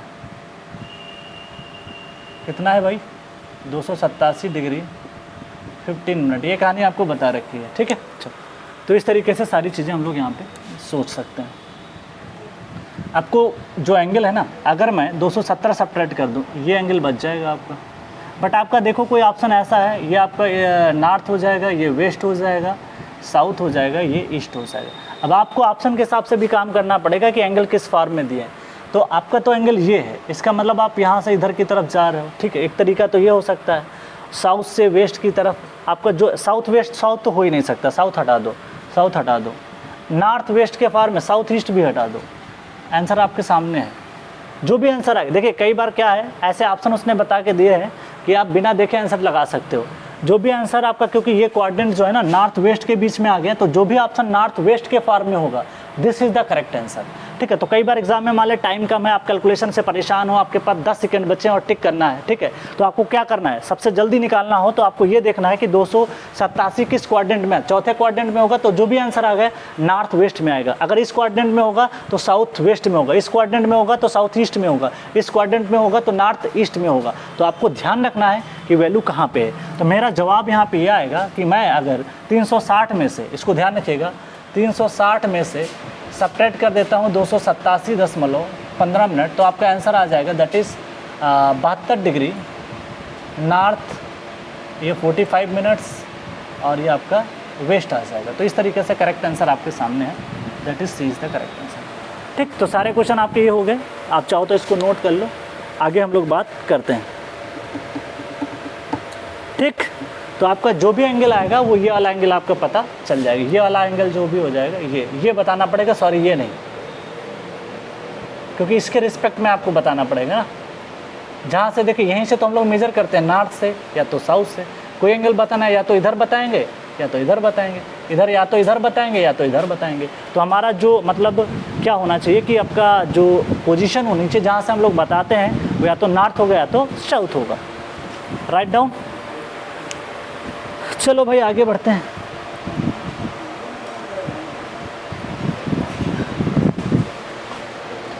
तो नेक्स्ट बात कर लेते हैं और क्वेश्चन की। चल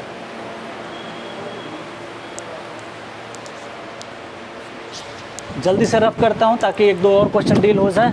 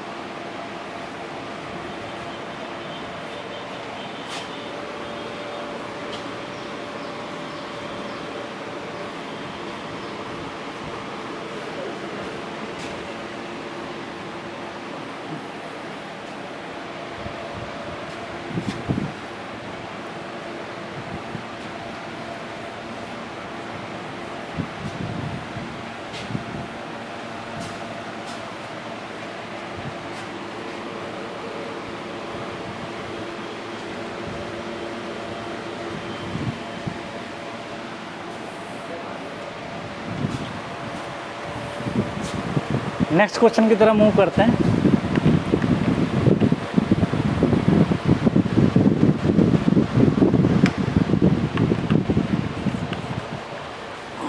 चल ये क्वेश्चन हो गया, एक और क्वेश्चन ले लेते हैं, उसको सॉल्व करते हैं। ये क्वेश्चन हो गया, एक और अच्छा क्वेश्चन है, दैट इज़ जो भी क्वेश्चन नंबर हो आप उसको डाल लीजिएगा। अभी तक हमने शायद 10 या 11 क्वेश्चन डील किए, 12 नंबर क्वेश्चन। 12 नंबर क्वेश्चन जो है ना, ये आपका पूछा गया 2013 में, ठीक है 2013। The fore bearing of line, the fore bearing, short में लिख रहा हूँ, four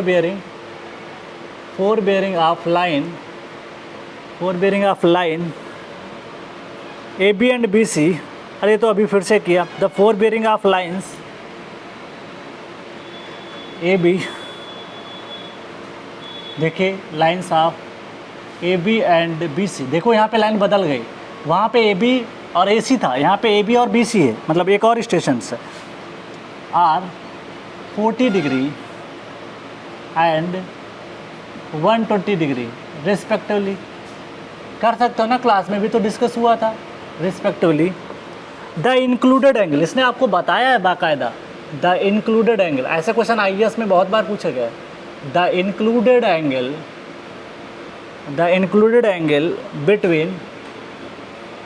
between A B and B C, ठीक है। और फर्स्ट ऑप्शन आपको दे रखा है दैट इज़ 40 डिग्री, और बी ऑप्शन आपको दे रखा है दैट इज़ 60 डिग्री, और सी ऑप्शन आपको दे रखा है दैट इज़, सी ऑप्शन दे रखा है 80 डिग्री, और जो डी ऑप्शन है दैट इज़ 100 डिग्री, ठीक है।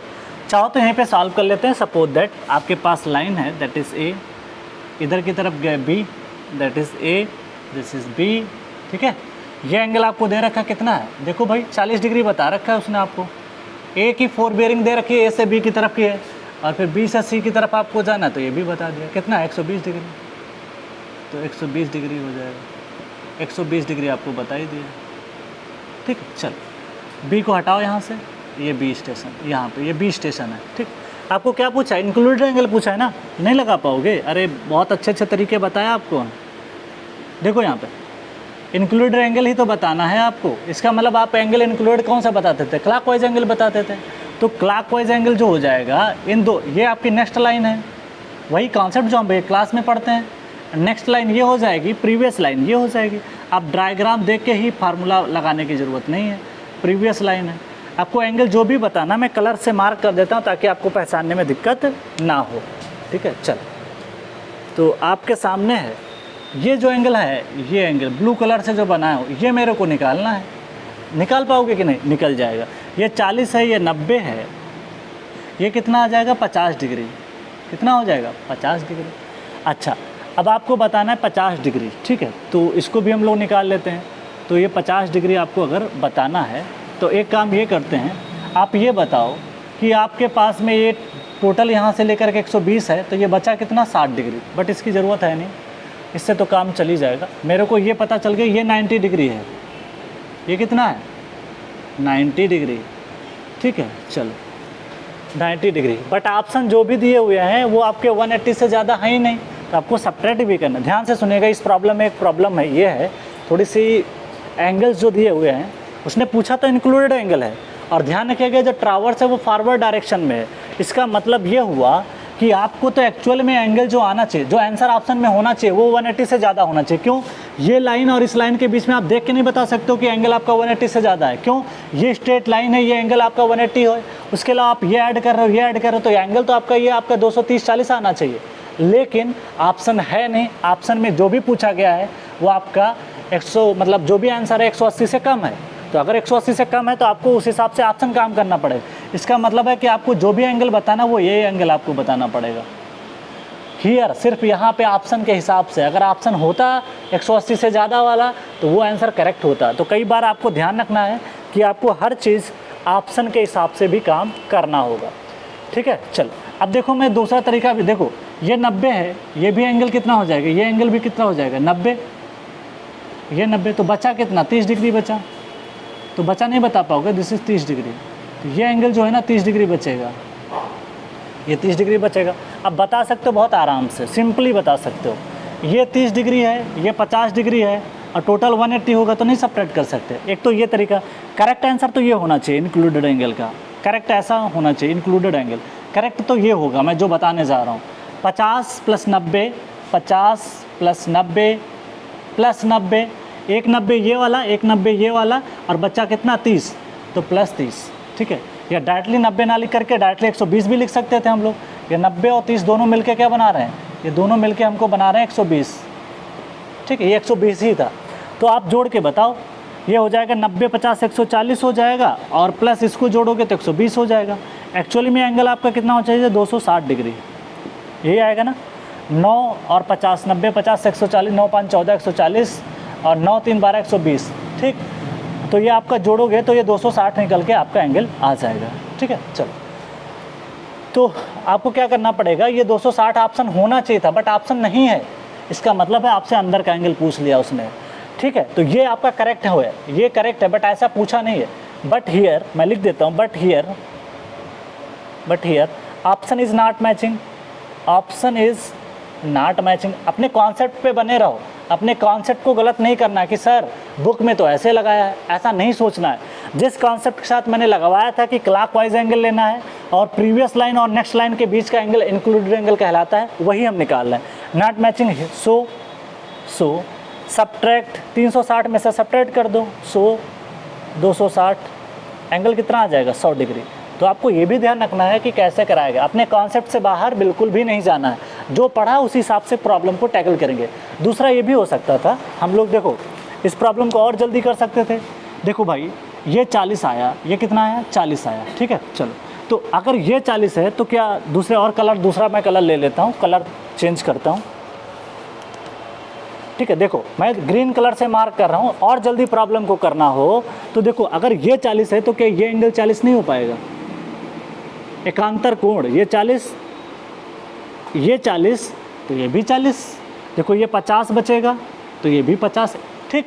तो अगर ये 40 तो ये भी 40, और टोटल लाइन ये आपकी 120 की आई है, यहाँ से लेकर के नॉर्थ से लेकर के यहाँ तक की लाइन 120 है, और टोटल लाइन आपकी ये स्ट्रेट लाइन जो साउथ की तरफ जाती है ये होती है 180 की। तो 180 में से 120 अगर घटा दोगे तो कितना निकल के आएगा, 60 डिग्री, तो ये 60 डिग्री हो गया, तो ये भी जवाब आपका हो गया। तो आप देखोगे कि यहाँ पे जो एंगल है,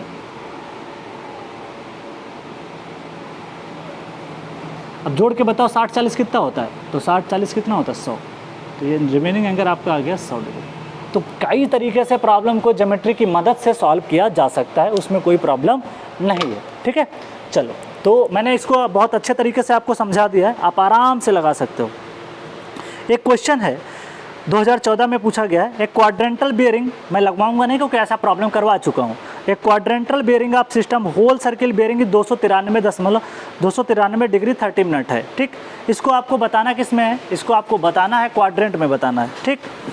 तो अगर क्वाड्रेंट में बताना है तो इसमें आपको जो ऑप्शन दिए हुए हैं, नॉर्थ वेस्ट में दिया है, वेस्ट नॉर्थ में दिया है, नॉर्थ वेस्ट दिया है, तो आंसर जो भी आएगा वो नॉर्थ वेस्ट आएगा। क्या आएगा, नॉर्थ वेस्ट आएगा। दो ऑप्शन ऐसे ही जा रहे हैं, एक में साउथ नॉर्थ दिया हुआ तो वो हटा दो, एक में वेस्ट नॉर्थ दिया वो भी हटा दो। तो जो रिमेनिंग आंसर आएगा उसमें ए और सी ऑप्शन ऐसा है जिसमें आंसर हो सकता है। अब 360 में से 293 घटा दो, जो भी आंसर आएगा वो आंसर हो जाएगा। तो ऐसा क्वेश्चन कराने की ज़रूरत नहीं है, आप खुद ही कर ले जाओगे, है ना। एक क्वेश्चन पूछा है, बड़ा अच्छा क्वेश्चन है, इसने ये पूछा है, ये अक्सर क्वेश्चन पूछ लेते हैं तो इसको सॉल्व कर लेते हैं। ये क्वेश्चन पूछा गया है, दैट इज़ क्वेश्चन नंबर ये हो गया आपका 12। 13 नंबर क्वेश्चन पे आ जाओ। when the magnetic bearing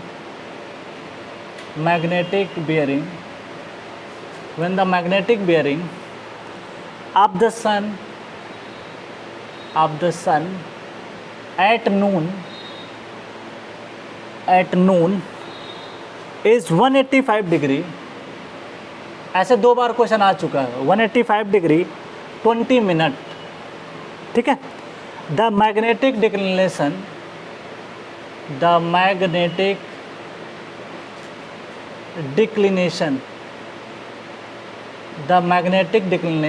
ठीक है। पहला ऑप्शन है that is A 5 degree 20 minute south, B है 5 degree 20 minute east, C option है 5 डिग्री 20 मिनट वेस्ट, और डी ऑप्शन है नॉर्थ 5 डिग्री 20 मिनट नॉर्थ, ठीक है। नेक्स्ट क्वेश्चन की तरफ बढ़ते हैं। एक क्वेश्चन और पूछा है कि whole circle bearing of line is 210, और आपसे पूछा है कि उसकी क्वाड्रेंट में क्या आएगी। अच्छा ये बताओ 210 जो एंगल है वो 180 से ज़्यादा है कि नहीं, इसका मतलब 180 से अगर ज़्यादा है तो जो भी लाइन है, इस क्वेश्चन को करा नहीं रहा हूँ, 210 ये दिया हुआ है ऐसे करके, तो आप साउथ में पहुँच गए, ये वेस्ट हो गया, ये ईस्ट हो गया, ये नॉर्थ हो गया। तो जो भी आंसर आप लगाओगे इसमें साउथ और ईस्ट में जाएगा, सॉरी साउथ और वेस्ट में। तो इससे जो एंगल मेजर करके बताओ, 210 है, ये 180 की लाइन हो गई, ये बचा कितना, ये बचा आपका 30 डिग्री। तो जो भी आंसर आपका 30 डिग्री का हो लगा दो। ऐसे क्वेश्चन मुझसे मत करवाओ, अपने आप से करोगे तो ज़्यादा बेटर रहेगा। तो इसका 30 डिग्री निकल के आ जाएगा, और साउथ और वेस्ट लिखोगे तो इसका आंसर हो जाएगा साउथ 30 डिग्री वेस्ट, इस तरीके से आप लिखोगे। तो इसका होल सर्किल बेयरिंग मैं बता देता हूँ, आपको 210 डिग्री दिया था, आपसे पूछा जो है फाइंड क्वाड्रेंट बेयरिंग आपसे पूछा है या रेड्यूस बेयरिंग पूछा है, तो नहीं निकाल सकते, आराम से निकाल सकते हो, ठीक है। तो इस तरीके से सारे आंसर आप करके आ सकते हो, ठीक है। तो ये प्रॉब्लम हो गई। चलो आगे बढ़ते हैं। ऐसे एक और क्वेश्चन है जिसको करने की ज़रूरत नहीं है। जैसे एक और क्वेश्चन पूछा जो मैं करा चुका हूँ, अभी कुछ देर पहले ही कराया था। क्वेश्चन ये कह रहा है कि जो मैग्नेटिक डिक्लिनेशन है वो किसका डिफरेंस होता है।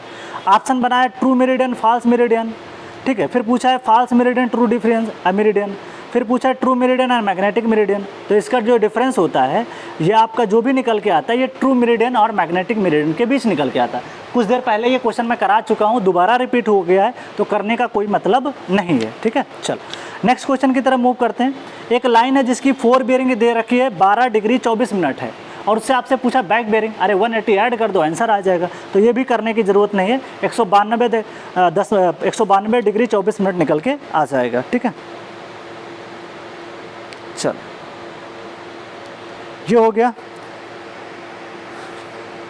आगे बात करते हैं। जैसे एक क्वेश्चन पूछा, the direction of line relative to given meridian, तो गिवन मेरिडियन के रिस्पेक्ट में अगर कोई आप डायरेक्शन बताते हो तो उसे बियरिंग बोला जाता है। इसने कहा है angle of line, angle of line नहीं होता है, वहाँ पे जो भी हम लोग बात करते हैं वो बियरिंग की बात करते हैं।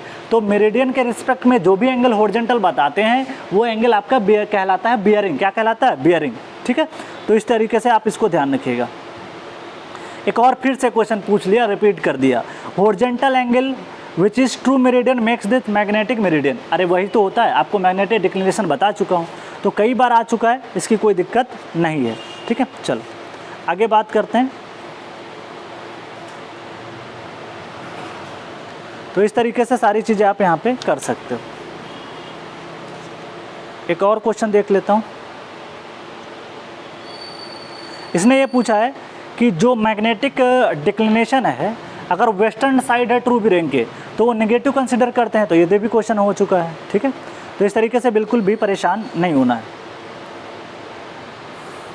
एक क्वेश्चन ये पूछा है कि करेक्ट बताओ होल सर्कल बेरिंग के बारे में, क्या है क्लॉकवाइज होता है, एंटी क्लॉकवाइज होता है। तो इसके बारे में तो आपको बता ही चुका हूँ कि नॉर्थ से हमेशा लेते हैं और हमेशा ये कैसा होता है, क्लॉकवाइज होता है। कैसा होता है? क्लॉकवाइज होता है। तो ये भी आपका यहाँ पे करेक्ट हो जाता है। क्लियर? तो ये आपको ध्यान रखना है, clockwise direction from north end. कैसा? North end. और एक क्वेश्चन पूछा है कि जो आपका limit of accuracy of compass surveying है वो कितना होना चाहिए। तो ये आपका 5 मिनट होता है। कितना होता है? 5 मिनट होता है। ठीक है, तो इसको तो डेली कर लेंगे बाद में ही, अभी इस क्लास में कैलकुलेट होल सर्किट बेरिंग। एक कैलकुलेट द WCB पूछा आपसे, और उसने रेडियस बेरिंग आपको दे रखा है 30 डिग्री नॉर्थ वेस्ट दे रखा है। अब नॉर्थ वेस्ट कहाँ पहुँच गए आप? पहुँच गए कहाँ पे? जो आप क्वाड्रेंट में जाओगे तो ये 4th क्वाड्रेंट में है। तो 4th क्वाड्रेंट में अगर आप जाओगे तो आपका ये एंगल, मतलब आप 270 से ऊपर हो, तो 30 डिग्री नॉर्थ वेस्ट दिया हुआ है, इसका मतलब एंगल 360 से 30 घटा दो, 330 बचेगा। इसका मतलब आपका होल सर्कल जो बेरिंग आएगा वो कितना आएगा? 330। ठीक, चल फिर पूछा है क्वेश्चन फिर से, no error of magnitude difference between the magnitude of fore bearing and back bearing, 180 होना चाहिए, लोकल अट्रैक्शन से मुक्त होना चाहिए। तो ऐसे क्वेश्चन मुझसे मत करवाओ, ठीक है, कोई मतलब नहीं निकलेगा।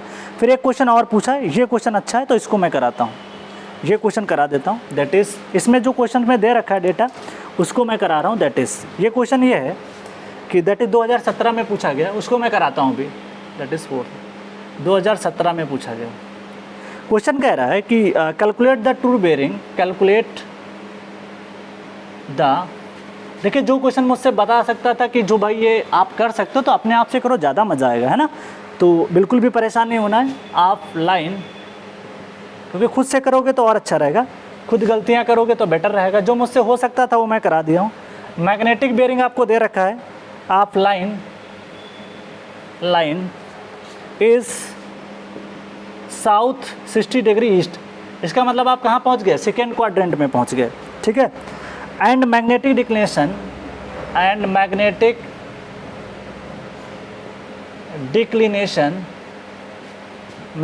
डिक्लिनेशन बराबर 5 डिग्री ईस्टवर्ड है। किधर के साइड में दे दिया? अरे बड़ा आसान है।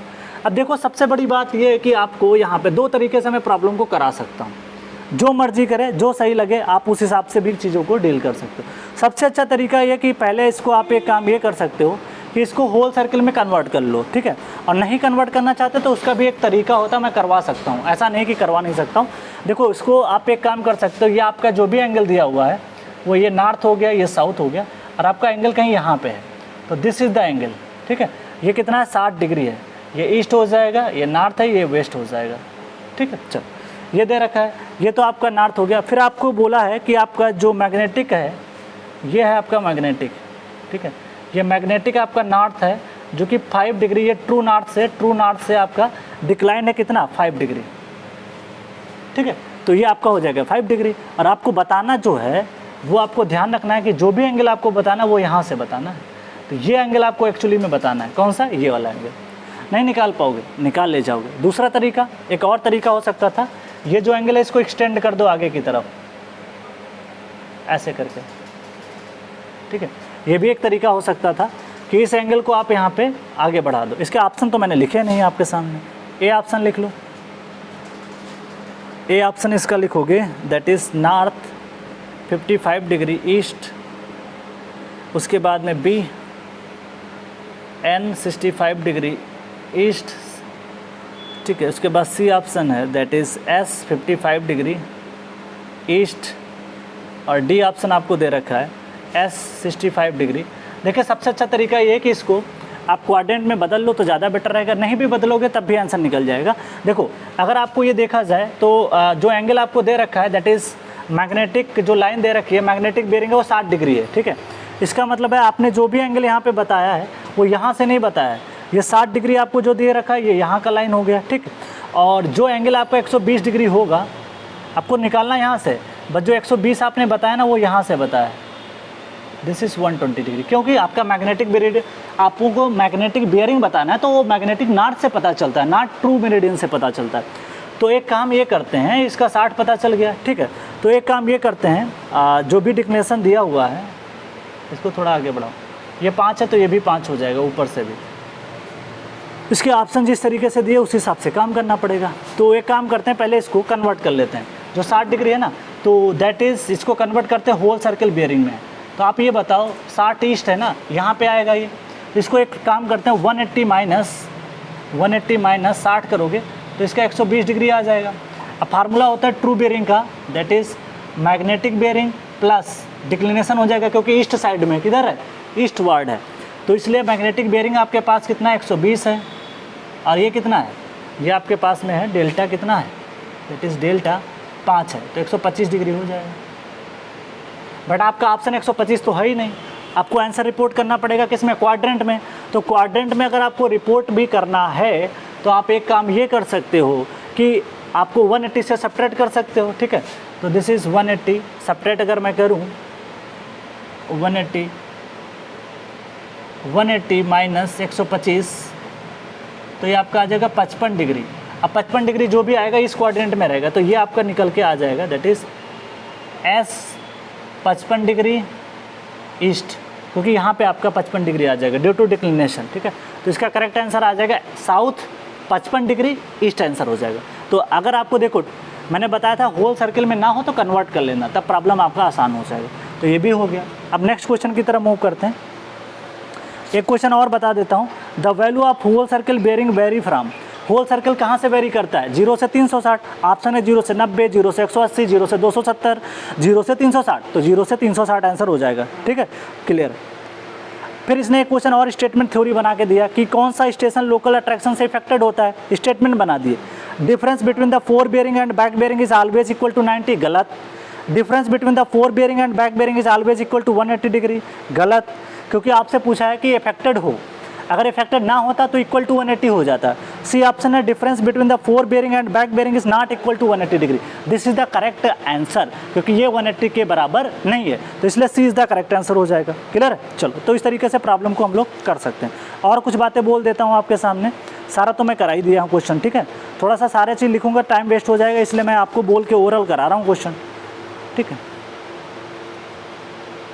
जैसे क्वेश्चन पूछा था difference between the fore bearing and back bearing is any station, external angle, internal angle, either external either internal, तो ये आपका इंटरनल एंगल निकल के आ जाता है। तो बैक बेरिंग और फोर बेरिंग का जो डिफरेंस होता है उसको हम लोग बोलते हैं दैट इज़ दो अगली लाइन है और पिछली लाइन के बीच को बोलते हैं इंटरनल एंगल बोलते हैं, क्या बोलते हैं, इंटीरियर एंगल, ठीक है। चल, तो ये भी हो जाएगा।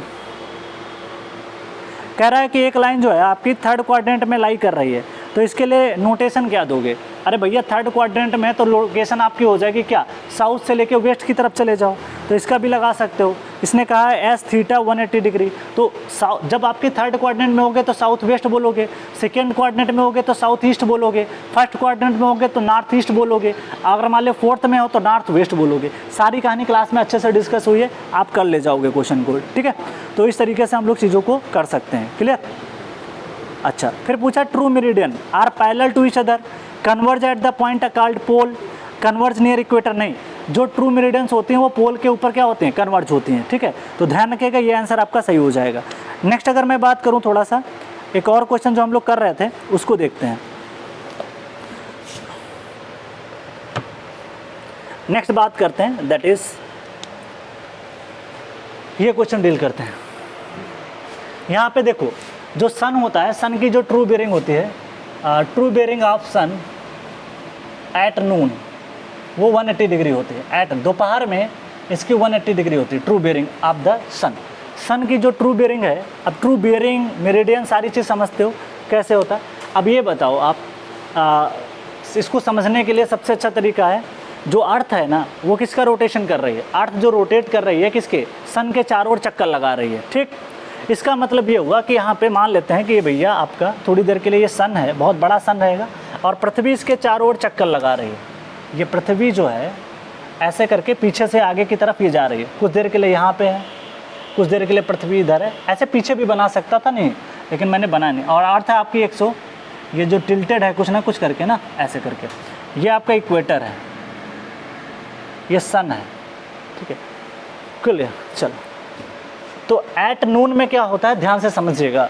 जब दोपहर का टाइम होता है ना, तो क्या होता है कि जो इक्वेटर सन है, सन की किरणें इक्वेटर के ऊपर परपेंडिकुलर गिरती हैं। क्या गिरती हैं? परपेंडिकुलर, एकदम इसके ऊपर आ जाता है। दोपहर में आपने देखा होगा जो सन है, देखिए पहले आपको कुछ इंक्लाइंड दिखाई पड़ता है, अच्छे से समझिएगा। पहले दोपहर के समय में देखिए फ़र्क क्या पड़ता है। अब जब आप सुबह होती है तो आपको सूर्य की किरणें तिरछी दिखाई पड़ती हैं। कैसे दिखाई पड़ते हैं? तिरछी दिखाई पड़ती हैं। ठीक है, तो आपको दिखाई, जैसे सपोज दैट आपका घर है, ये आपका मकान है और सन यहाँ पे है। ठीक है, ठीक है, ये सन है, ऐसे करके मैं बना के दिखा रहा हूँ, दैट इज़ सन।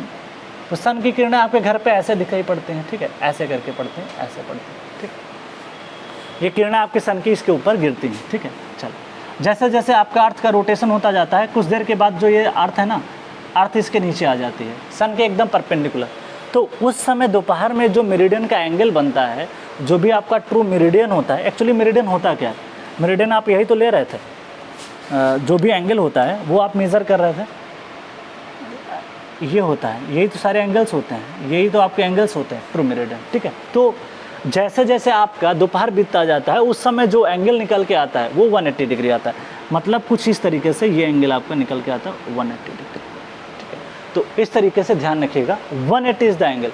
और आपने जब मैग्नेटिक मेरिडियन, आपको मैग्नेटिक बेयरिंग में मेजर किया, अब द सन एट इतना, मैग्नेटिक सन के साथ जो एंगल अर्थ का बनना है, मतलब ये जो मैग्नेटिक बेयरिंग ऑफ द सन, इसका मतलब है कि सन की जो पोजीशन है, ये सन है, सन का अर्थ के साथ में जो एंगल बनेगा उसकी बात हो रही है। तो इस समय ये आपका ट्रू बेयरिंग होता है, ये ट्रू बेयरिंग हो जाएगा, ये आपका 180 डिग्री निकल के आ जाता है। ठीक है, और जो आपने मेज़र किया वो 185 है। तो इस तरीके से अगर हम बात करें तो दैट इज़ फार्मूला क्या था, true bearing is equal to magnetic bearing plus minus declination. Plus मान के चलते हैं, नेगेटिव आ जाएगा तो देख लेंगे। तो दैट इज़ 185, ट्रू बेयरिंग कितनी है 180, equal to 185 degree 5 minute plus declination. तो डिक्लिनेशन निकालोगे तो 5 डिग्री माइनस का आएगा 5 मिनट। इसका मतलब जानते हो क्या हुआ, सॉरी 20 है ना, तो 20 लिखो, ये 20 है, 20 है, तो ये आपका आ जाएगा 20 मिनट। माइनस आने का मतलब है वेस्ट वार्ड है, किधर है, वेस्ट साइड में। इसका मतलब ये हुआ कि जो अर्थ है ना, जो आपका नेगेटिव है, उसका मतलब ये है कि वेस्ट साइड में डिक्लिनेशन जो भी एंगल का है वो थोड़ा सा, मतलब ऐसे समझ लो 185 है ना, कहीं यहाँ पे एंगल आएगा। ये सन से अर्थ आपकी कहीं यहाँ पे आ चुकी है, ये इक्वेटर है, तो जो कि इक्वेटर है ये 180 डिग्री हो जाएगा। ठीक है, अब क्या हुआ कि आपकी जो अर्थ है ना वो यहाँ पे कहीं पहुँच चुकी है, कहीं यहाँ पे। ठीक है, तो उसका जो एंगल इसके साथ बनाई दिखाई पड़ेगा वो आपको कम से कम डिक्लिनेशन जो निकल के आएगा।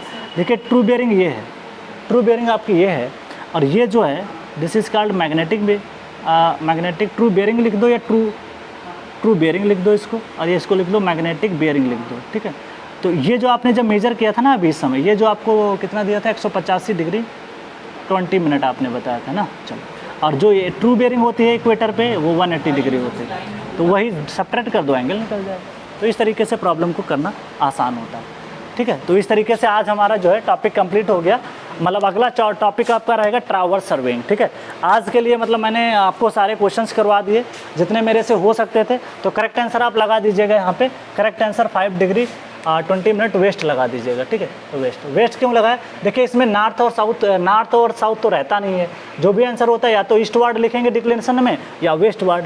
तो आंसर हटाओ इसको, एक तो साउथ हटा दो, एक तो नॉर्थ हटा दो, 2 पे सोचना है, एक तो बी और सी, क्योंकि डिक्लिनेशन आपका या तो ईस्टवर्ड हो सकता है या तो वेस्टवर्ड हो सकता है, बाकी कोई एंगल आएगा नहीं। ठीक है, चलो तो आज के लिए हमारा इतना रहता है फ्रेंड्स, और अच्छे से इसको पढ़िएगा, जितना सर्वे पढ़ा दिया गया उसको रिवाइज करिएगा।